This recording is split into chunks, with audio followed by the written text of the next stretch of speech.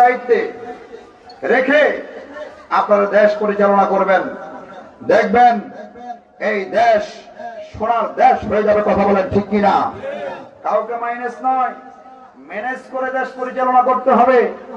আমরা দেখেছি ইতিপূর্বে আপনি যাদেরকে পাশে বসিয়েছেন এদের নামের পাশে জঙ্গি তকমা লাগানো আছে। কথা বলেন ঠিক কিনা? আরো যদি বলেন ঠিক কিনা? আহলে সুন্নাত ওয়াল জামাত এমন এক আকীদা পোষণ করে যেখানে রয়েছে শান্তি, যেখানে রয়েছে মুক্তি, যেখানে রয়েছে বড়দেরকে সম্মান, ছোটদেরকে স্নেহ।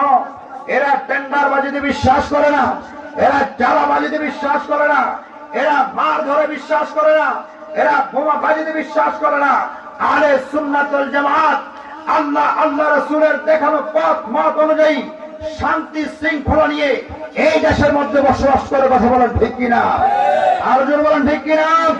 আজকে টাঙ্গাইল জমিন থেকে আমরা দাবি জানাতে চাই, বিগত 24শে জুলাইয়ের পরে এই বাংলাদেশে আহলে সুন্নাত ওয়াল জামাত মতাদর্শী যতগুলি হক দরবারের উপর আক্রমণ হয়েছে, আপনি অনতিবিলম্বে আলাদা ট্রাইব্যুনাল গঠন করে, আলাদা সংস্থা গঠন করে, আলাদা কমিটি গঠন করে কারা এই দেশকে নৈরাজ্যের দিকে ঠেলে দেওয়ার জন্য উদ্দেশ্য প্রণোদিতভাবে মাজারগুলোতে হামলা করেছে তাদেরকে শনাক্ত করে আইনের আওতায় নিয়ে আসুন। কথা বলেন ঠিক কিনা?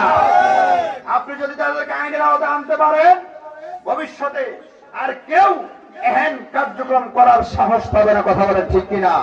আল্লাহ পাক রব্বুল আলামিন আমাদের এই দেশের উপর শান্তি এবং রহমত বর্ষণ করে। জোরে বলেন আমিন। আরো জোরে বলেন আমিন।